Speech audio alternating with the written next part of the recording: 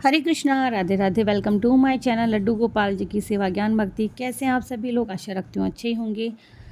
तो जैसा कि आप फ़ोटोज़ देखकर समझ ही गए होंगे, मैं हर बार यही कहती हूँ क्योंकि मैं वैसे ही फ़ोटोज़ लगाती हूँ जैसे कि वीडियो अपलोड करती हूँ।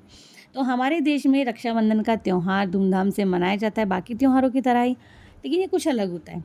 इस दिन बहनें अपने भाइयों के माथे पर तिलक लगाती है और हाथ में राखी बांधती हैं। बदले में भाई अपनी बहनों की रक्षा करने का वचन देते हैं। तो इस साल जो रक्षाबंधन का त्यौहार है वो कब मनाया जा रहा है, चलिए जान लेते हैं। भाई बहन के अटूट प्रेम का प्रतीक रक्षाबंधन, राखी का त्यौहार हमारे सनातन धर्म में खास महत्व है रक्षाबंधन का। तो सावन महीने की पूर्णिमा तिथि को ये रक्षाबंधन का त्यौहार मनाया जाता है और बहन इस दिन भाई की कलाई पर राखी बांधकर उसकी तरक्की की कामना करती है और बहन भाई को रक्षा करने का वचन देता है और इसी के प्रतीक के रूप में वो उपहार भी देता है, यानी कि कुछ दक्षिणा या पैसे भी देते हैं। और इस बार ना बहुत शुभ संयोग बन रहे हैं। तो और साथ ही में भद्रा का जो समय हमेशा ही होता है, ऐसा कुछ खास नहीं है। कहीं कहीं पर माना जाता है कि कोई भद्रा नहीं है, कुछ नहीं है, नहीं, बल्कि ऐसा नहीं होता है कि भद्रा क्या है। भद्रा सच में कौन है भद्रा और ये शुभ कार्य क्यों नहीं किए जाते हैं। तो ऐसी बहुत सारी मान्यताएं हैं जो इस भद्रा काल से जुड़ी हुई है। ठीक है, भद्रा काल में राखी बांधना अशुभ माना गया है। 18 अगस्त 2024 की रात्रि में भद्रा काल शुरू हो जाएगा, जो कि 19 अगस्त को दोपहर 1:32 पर समाप्त होगा। इसके बाद में आप राखी बांध सकते हैं और राखी बांधने का जो शुभ मुहूर्त है 19 अगस्त को 1:32 से रात्रि 9:07 तक है। तो बहुत सारा समय मिल रहा है आपको। इस समय में बहनें अपने भाई को राखी बांध सकती है। क्या करना है रक्षाबंधन के दिन? सबसे पहले सर्वप्रथम आपको सुबह में जल्दी उठ कर के स्नान करना है। इसके बाद आप नए नए कपड़े पहनें, फिर घर के मंदिर में सफाई करें, दीपक जलाएं, सूर्य देवता को जल अर्पित करें और अपने घर के देवी देवताओं को प्रणाम करें। इसके बाद में श्रवण कुमार को सबसे पहले राखी बांधते हैं और उन्हें मिठाई खिलाते हैं कि भोग जिमाते हैं। ठीक है, इसके बाद में राखी की थाली सजाएं आप और श्रवण कुमार बनाएं। जो भी मार्केट में आजकल बने बनाए मिल जाते हैं, स्वास्तिक मिल जाएगा आपको, राम जी मिल जाएंगे, श्रवण कुमार जी मिल जाएंगे। फिर आप दरवाजे पे लाके उन्हें लगाइए, फिर तिलक कीजिए, फिर राखी बांधिए, फिर उन्हें आप मिठाई खिलाइए। इस श्रवण कुमार को राखी बांधने के बाद में ही भाइयों को राखी बांधी जाती है। ठीक है, इसके बाद आप थाली सजा लें। थाली में कुमकुम, अक्षत, रक्षा सूत्र रखें, नारियल रखें, घी का दीपक रखें, रुमाल रखें क्योंकि भाई अपने माथे पे रखता है, नहीं तो हाथ भी रख सकते हैं, कलावा रख सकते हैं और सुपारी रखिए, दही, मिठाई, जो भी आपको रखना है, नमकीन वगैरह सब कुछ रख सकते हो भाई, क्योंकि साल में एक ही बार त्यौहार आता है ये। तो सबसे पहले सर्वप्रथम राखी बांधने से पहले अपनी थाली तैयार कर लें, रोली चावल रख लें, मिठाई रख लें, दीपक जलाना बिल्कुल भी ना भूलें और भाई को तिलक लगाएं। फिर दाहिने हाथ में भाई की राखी बांधें। इस दौरान राखी में 3 गांठें बांधी जाती है। ये भी मान्यता है कि राखी की 3 गांठ का महत्व ब्रह्मा, विष्णु और महेश से होता है। फिर भाई को मिठाई खिलाई जाती है। इसके बाद में आप अपने भाई की आरती उतारें, लंबी उम्र की कामना करें, सुखी जीवन की कामना करें, उन्नति की कामना करें। आप अपने भाई की बधाइयाँ भी ले सकती हैं। रक्षाबंधन के दिन सबसे पहले आप अपने भाई की नज़र उतारें। तो कहते हैं कि ये जो रक्षाबंधन का त्यौहार है ना, ये भाई बहन के प्रेम का प्रतीक है। प्राचीन हिंदू धर्म ग्रंथों में, महाकाव्यों में रक्षाबंधन का जिक्र किया गया है और पौराणिक कथाओं में भी किया गया है। सबसे पहले द्रौपदी ने भगवान श्री कृष्ण को राखी बांधी थी और ये भी मान्यता है कि कृष्ण भगवान की उंगली सुदर्शन चक्र से कट गई थी और खून बंद करने के लिए द्रौपदी ने अपनी साड़ी का एक टुकड़ा फाड़कर कटी हुई जगह पर बांध दिया था और उसी वक्त भगवान कृष्ण ने हमेशा द्रौपदी की रक्षा करने का वचन दिया था। अब हम जानते हैं कि भद्रा क्या है। ठीक है, और भद्रा क्यों लगती है, क्या है, चलिए जान लेते हैं कौन है भद्रा। चलिए जान लेते हैं कि भद्रा काल क्या है। धार्मिक पुराणों के अनुसार भद्रा सूर्य देव की पुत्री है, शनि देव की बहन है।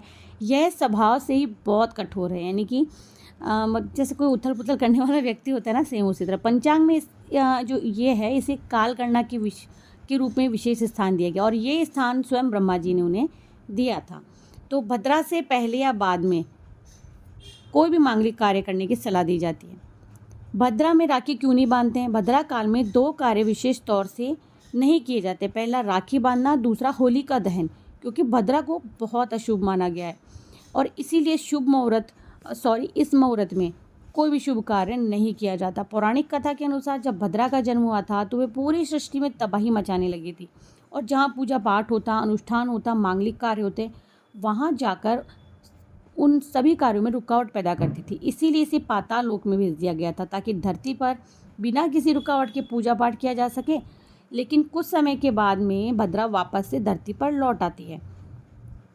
उस समय को कहा जाता है अशुभ मुहूर्त, यानी कि भद्रा लगना। तो एक अन्य जो पौराणिक कथा है वो भी इसके साथ में है, वो मैं बताती हूँ आपको। कि जो शूर्पणखा थी उसने अपने भाई रावण को भद्रा काल में ही राखी बांधी थी, जिसकी वजह से रावण समेत पूरा कुल, जो उसके पूरे कुल का सर्वनाश हो गया था। इसलिए कहा जाता है कि भद्रा में भाई को राखी कभी नहीं बांधनी चाहिए। इसके अलावा एक अन्य कारण ये भी है कि भद्रा काल में भगवान शिव तांडव करते हैं और बहुत ही क्रोध में होते हैं। ऐसे समय में कोई भी शुभ कार्य करना वंचित, यानी कि कोई भी शुभ कार्य नहीं करना चाहिए। भगवान शिव के गुस्से का भी हमें सामना करना पड़ सकता है। नहीं भाई, हमारे भोलेनाथ बहुत ज़्यादा भोले हैं, बहुत अच्छे हैं, लेकिन प्रत्येक व्यक्ति के पीछे कोई कहानी ज़रूर होती है। उसी प्रकार से भद्रा काल के पीछे भी ये विशेष जो कथाएं हैं वो जुड़ी हुई हैं।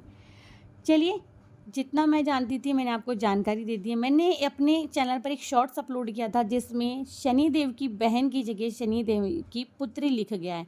देखिए, कभी कभी टाइपिंग गलत हो सकती है, और चूँकि उस शॉर्ट्स के जो व्यूज़ थे वो अच्छे जाने लगे थे, मैं उससे बिल्कुल भी डिलीट नहीं कर सकती थी। तो आप समझिए, जानकारी पक्की है और सही है। जो भद्रा थी वो भगवान सूर्य और छाया की पुत्री है, लेकिन शनिदेव की बहन है। पुत्री लिख गया है, तो आप प्लीज़, अगर टाइपिंग गलत हो जाती है वहाँ के गलत कमेंट मत कीजिए। मैं सभी को यही बोल रही हूँ कि गलत टाइप हो गया है। चलिए, कोई बात नहीं है, ऐसी छोटी छोटी सी बातें होती रहती हैं। और मैंने आपको इसमें बता दिया है कि शुभ मुहूर्त कब है, क्या है, आप कब राखी बांधे। एक बात और कहना चाहूँगी, जो भी बहनें, जो भी महिलाएं अपने भाई को डायरेक्टली राखी बांध देती है, मैं यही कहना चाहूँगी कि डायरेक्टली राखी नहीं बांध करके पहले आप अपने पीहर, अपने घर के देवी देवताओं, और जो बाकी कोई भी, अगर किसी के घर में देवी देवता नहीं है तो भी हमें थाली में 2 राखी ज़रूर से निकालनी चाहिए। पहले देवी देवताओं को राखी बांधी जाती है, उसके बाद ही अपने भाई की कलाई पर राखी बांधें। इससे भी पहले एक शगुन किया जाता है, वो है श्रवण कुमार को राखी बांधने का।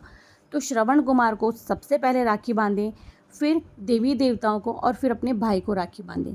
देखिए, साल भर में एक त्यौहार जो होता है, और हम सब बहनें अपने भाई की लंबी उम्र के लिए, उसकी लंबी उम्र और सुख शांति और उसके कल्याण के लिए हम लोग अपने मन में हमेशा यही रखते हैं कि हमारा भाई, उसे किसी की नज़र ना लगे। यही सब कुछ अपने भाई के लिए अच्छा सोचते हैं। तो सारी चीज़ों को मानना भी ज़रूरी होता है। इसीलिए कहा जाता है कि भाई भद्रा में राखी नहीं बांधी जाती है। तो बाकी सबके अपने अपने रिचुअल्स से, सबकी अपनी अपनी चीज़ें हैं, सब लोग अपने अपने नियम मानते हैं। अगर आप सब लोगों को मेरी जानकारी अच्छी लगती है तो प्लीज़ वीडियो को आगे शेयर कर दीजिएगा, और या फिर कुछ भी कहना चाहते हैं तो कमेंट सेक्शन में आपका स्वागत है। भैया, आप अच्छा कहेंगे, बुरा कहेंगे, हम लोग तो हमेशा यही कहेंगे कि वेलकम टू माय चैनल। मिलती हूँ नेक्स्ट वीडियो में। हरे कृष्णा, राधे राधे।